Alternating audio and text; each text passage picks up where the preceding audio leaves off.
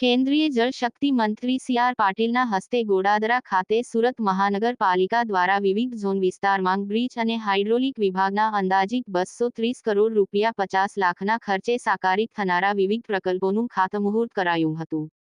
જેમાં 96 કરોડ 60 લાખમાં ગોડાદરાની માનસરોવર સોસાયટી પાસેનો રેલવે ઓવરબ્રિજ, 16 કરોડ 43 લાખમાં હીરાબા પાસે વરાછા મેઇન રોડ પરના ફ્લાય ઓવરબ્રિજને જોડતો રેમ, 39 કરોડ રૂપિયા 36 લાખમાં એપીએમસી માર્કેટ પાસેનો ફ્લાય ઓવરબ્રિજ તેમજ 19 કરોડ 52 લાખમાં હાઇડ્રોલિક વિભાગના કાર્યો મળી કુલ 171 કરોડ રૂપિયા 91 લાખના કાર્યો તેમજ અન્ય કાર્યો સહિત 230 કરોડ રૂપિયા 50 લાખના વિકાસ કાર્યો સામેલ છે.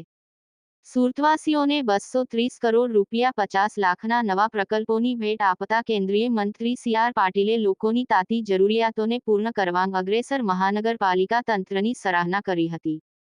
તેમણે કહ્યું કે સુરત શહેરનો વિકાસ દેશના અન્ય શહેરો માટે પ્રેરણારૂપ છે.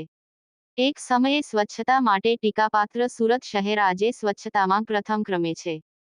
એ જ રીતે અન્ય ક્ષેત્રોમાં પણ લીડ મેળવી રહ્યું છે. તેમણે કહ્યું કે ભાવિ આયોજન અંતર્ગત શહેરીજનોને પીવાના પાણીની મુશ્કેલી ન પડે એવી સુદૃઢ વ્યવસ્થા મનપા તંત્ર દ્વારા કરાઈ છે. તેમણે કહ્યું કે 10 લાખ ક્યુસેક પાણી પણ જો આવે તો સુરતમાં ક્યારેય પૂરની સ્થિતિ ઊભી ન થાય તેવી દીર્ઘદ્રષ્ટિથી સાથે તંત્ર આગળ વધી રહ્યું છે. વધુમાં મંત્રીએ પ્રધાનમંત્રી કેચ ધ રેઇન અભિયાન હેઠળ જળસંચયના હેતુથી વરસાદી પાણીને ભૂગર્ભમાં ઉતારવા ભારપૂર્વક જણાવ્યું હતું. વરસાદી પાણીનો વ્યય ના થાય અને તેનો કુશળતાપૂર્વક સંચય કરવામાં આવે તો ભૂગર્ભ જળસ્તર વધારી આવનારી પેઢીને પાણીની અમૂલ્ય ભેટ આપી શકાશે. ઘર, સોસાયટી કે ઇન્ડસ્ટ્રી સહિતની કોઈ પણ જગ્યાએ વરસાદી પાણીનો સંગ્રહ કરવાનું માળખું ઊભું કરવા તંત્રની મદદ માર્ગદર્શન લેવા અપીલ કરી હતી. જનભાગીદારી વડે ક્રાંતિરૂપે વરસાદી પાણીનો સંચય કરવા આગ્રહ કર્યો હતો.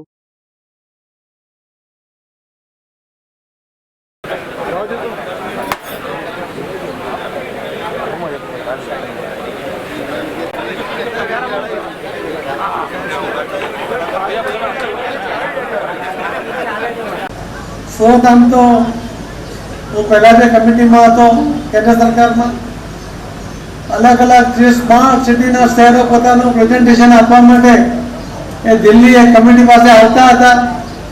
દરેક મહાનગરપાલિકાને ફક્ત 3 મિનિટ પોતાના પ્રેઝન્ટેશન માટે આપવામાં આવતી હતી અને ત્યાં અમને કોઈ સાયકલ સ્ટેન્ડ બનાવ્યું હોય કે કોઈ ગાર્ડન ડેવલપ કર્યું હોય એના કારણે કેટલાક લોકોનું ત્યાં એન્કરેજમેન્ટ હતું. એમને ત્યાંથી હટાવવા પડ્યા, એમને સલામત સ્થળે લઈ જવા પડ્યા, પરંતુ કોઈ જાનહાનિ ન થાય એના માટેના પ્રયત્ન થયા. એકાદ બે જગ્યાએ કોઈ બાળકને ભૂલને કારણે નુકસાન ચોક્કસ થયું, પણ મહાનગરપાલિકાના પદાધિકારી અને અધિકારીઓ જે રીતે રાત દિવસ ખડે પગે રહીને સતત વરસાદ પડતો હતો, ઉપરની ધારા અટકતી નહોતી અને બહારના વરસાદનું પાણી પણ એ પૂરની સ્થિતિને વધારે બગાડી રહ્યું હતું અને રાત દિવસ ભેગા થઈને સૌ કોર્પોરેટરો, સૌ અધિકારીઓ, સૌ પદાધિકારી અને કમિશનર અને એમના અધિકારીઓ સહિત બધાએ. ઉલ્લેખનીય છે કે કેન્દ્રીય મંત્રી સી.આર. પાટીલના માર્ગદર્શન હેઠળ એવા અનેક વિકાસ કાર્યો હવે થઈ રહ્યા છે જેની પ્રજા વર્ષોથી રાહ જોઈ રહી હતી. કેમેરામેન સાબિર અલી સૈયદ સાથે કાદિર શેખ, કર્તવ્ય ગુજરાત ન્યૂઝ, સુરત.